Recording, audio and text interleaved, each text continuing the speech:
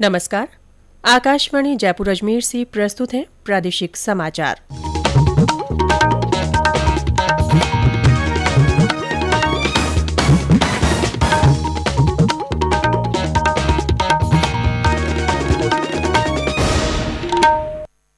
मुख्य समाचार।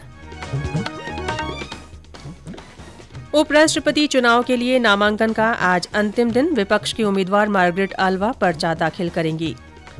कोविड टीकाकरण अमृत महोत्सव के तहत एहतियाती खुराक लगाने के प्रति लोगों में उत्साह। प्रदेश में कल 1 लाख से ज्यादा प्रिकॉशन डोज दी गई। राज्य सरकार ने छबड़ा और कालीसिंध में 2120 मेगावाट क्षमता की बिजली परियोजनाओं के प्रस्ताव को मंजूरी दी।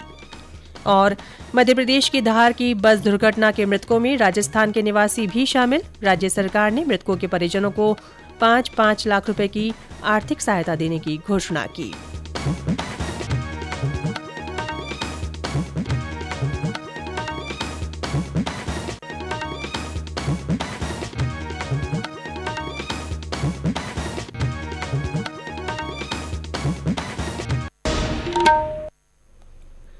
समाचारों के साथ मैं रितिका गुप्ता। और अब समाचार विस्तार से। उपराष्ट्रपति चुनाव के लिए विपक्ष की उम्मीदवार मार्गरेट आल्वा आज नामांकन दाखिल करेंगी। राष्ट्रीय जनतांत्रिक गठबंधन एनडीए के उम्मीदवार जगदीप धनखड़ ने कल नामांकन दाखिल किया था। उन्होंने प्रधानमंत्री नरेंद्र मोदी, केंद्रीय मंत्री अमित शाह, राजनाथ सिंह, नितिन गडकरी और कई एनडीए नेताओं की उपस्थिति में पर्चा भरा। संसद के बाहर श्री धनखड़ ने कहा कि वे हमेशा देश के लोकतांत्रिक मूल्यों को आगे बढ़ाने का प्रयास करेंगे। उपराष्ट्रपति चुनाव के लिए नामांकन भरने का आज अंतिम दिन है। मतदान 6 अगस्त को होगा और उसी दिन मतगणना होगी। राष्ट्रपति चुनाव की मतगणना गुरुवार को संसद भवन परिसर में सुबह 11 बजे शुरू होगी। देश का नया राष्ट्रपति चुनने के लिए कल संसद भवन, राज्य विधानसभाओं और अन्य निर्धारित स्थानों पर वोट डाले गए। मतदान के बाद निर्वाचन आयोग ने कहा कि 99% से अधिक सांसदों और विधायकों ने मतदान किया।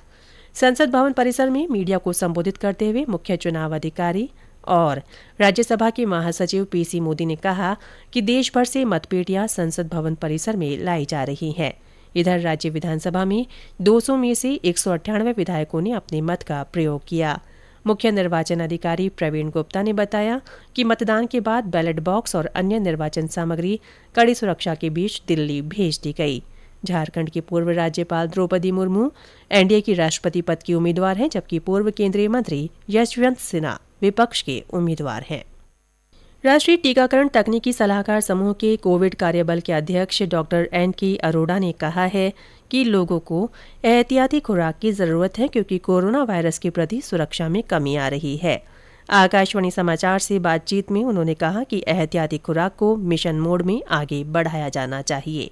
भारत सरकार ने अगले 75 दिन के लिए सब देशवासियों के लिए 18 साल से ऊपर जो भी है उसके लिए प्रिकॉशन डोज मुफ्त में उपलब्ध कराने का निर्णय लिया है। ये एक महत्वपूर्ण अपॉर्चुनिटी है कि हम अपने शरीर में कोविड वायरस के प्रतिरोधक क्षमता को बढ़ाएं। जब हमने पहले 2 टीके ले चुके होते हैं उसके बाद समय के साथ प्रतिरोधक क्षमता धीरे धीरे कुछ कम हो जाती है और इसीलिए अब ये निर्णय लिया गया है कि 6 महीने जिसको हो जाए दूसरी डोज लेने के बाद वो प्रतिरोधक क्षमता अवश्य ले लो, क्योंकि इस वायरस का कोई पता नहीं, आगे आने वाला कोई स्वरूप गंभीर बीमारी कर सकता है। तो मेरा ये सबसे अनुरोध रहेगा कि इस सुविधा का लाभ उठाएं और ज्यादा से ज्यादा लोग जाकर के प्रिकॉशन डोज लें।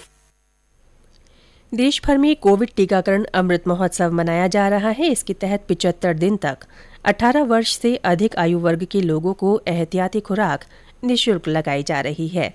प्रदेश में भी इसके प्रति उत्साह देखा जा रहा है। प्रदेश में कल 1,06,000 से ज्यादा प्रिकॉशन डोज दी गई।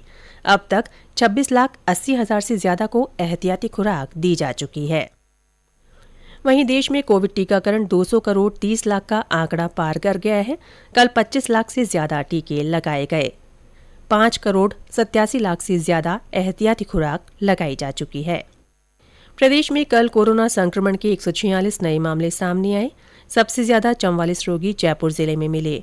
जोधपुर में 22, उदयपुर में 15, सिरोही में 13, अजमेर में 10, बीकानेर में 9, राजसमंद, भीलवाड़ा और अलवर में 5-5, झालावाड़ और हनुमानगढ़ में 4-4, सीकर और दौसा में 3-3, प्रतापगढ़ में 2 और श्रीगंगानगर तथा बारां में एक एक व्यक्ति में संक्रमण का पता चला।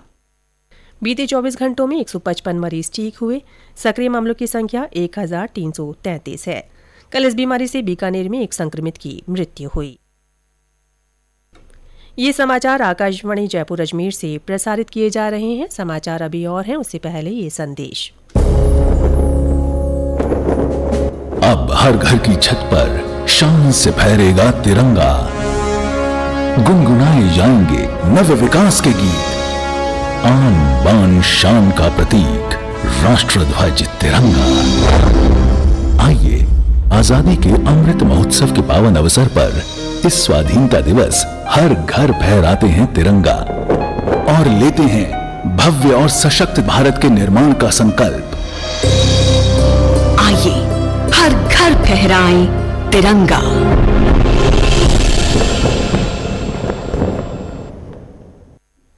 प्रादेशिक समाचारों में फिर से आपका स्वागत है।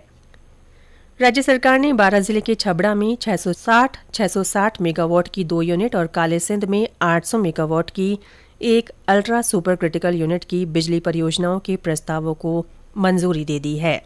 इन परियोजनाओं से बिजली उत्पादन के क्षेत्र में आत्मनिर्भरता बढ़ेगी और रोजगार के क्षेत्र में वृद्धि होगी। सरकार ने प्रदेश में 5 विशेष न्यायिक मजिस्ट्रेट न्यायालय खोलने के प्रस्ताव को भी मंजूर किया है। करौली जिला आज अपना 25वां स्थापना दिवस मना रहा है। इस अवसर पर जिले भर में कई कार्यक्रम आयोजित किए जा रहे हैं। सवाईमाधोपुर के करौली, सपुट्रा, नादोती, टोडा भीम और हिंडौन को शामिल कर 19 जुलाई 1997 को करौली जिले का गठन किया गया था। करौली जिला स्थापना के मौके पर आज नगाड़खाना दरवाजे से रन फॉर रैली के आयोजन के साथ साथ कार्यक्रमों की शुरुआत हुई, जिसमें स्कूली छात्र छात्राओं के साथ साथ गणमान्य नागरिकों, अधिकारी और कर्मचारियों ने भाग लिया। वहीं दोपहर में पीजी कॉलेज करौली में पौधारोपण किया जाएगा और आमजन को पर्यावरण के प्रति जागरूक रहने का संदेश दिया जाएगा। इसके पश्चात कलेक्ट्रेट सभागार में स्वैच्छिक रक्तदान शिविर का आयोजन भी रखा गया है।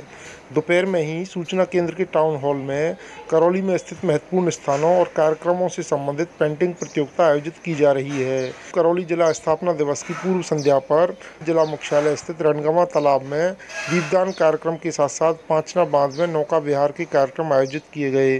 बांकेबिहारी शर्मा, आकाशवाणी समाचार, करौली। भाजपा सांसद किरोड़ी लाल मीणा को उनके दिल्ली स्थित बंगले पर धमकी भरा पत्र मिला है। श्री मीणा ने इस पत्र के बारे में मुख्यमंत्री अशोक गहलोत और केंद्रीय गृह राज्य मंत्री को लिखित शिकायत देकर सूचित किया और पूरे मामले की जांच की मांग की है। श्री मीणा ने कहा कि वे ऐसे तत्वों से डरने वाले नहीं हैं और अपना काम जारी रखेंगे। और अब आजादी का अमृत महोत्सव से जुड़े समाचार। आजादी का अमृत महोत्सव।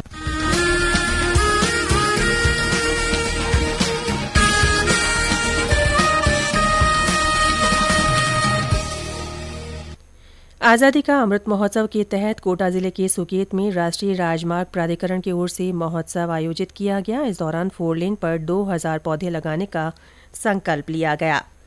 उधर उत्तर पश्चिम रेलवे बीकानेर मंडल की ओर से आजादी का अमृत महोत्सव के तहत बीकानेर, सिरसा और हांसी रेलवे स्टेशन पर विभिन्न कार्यक्रम आयोजित किए जा रहे हैं। कल आजादी की रेलगाड़ी और स्टेशन कार्यक्रम शुरू किया गया। मध्य प्रदेश की धार में हुई बस दुर्घटना के मृतकों में राजस्थान के निवासी भी शामिल हैं। मुख्यमंत्री अशोक गहलोत ने घटना पर दुख जताते हुए गहरी संवेदना व्यक्त की है। उन्होंने मृतकों के परिजनों के लिए 5-5 लाख रुपए की आर्थिक सहायता देने की घोषणा की है।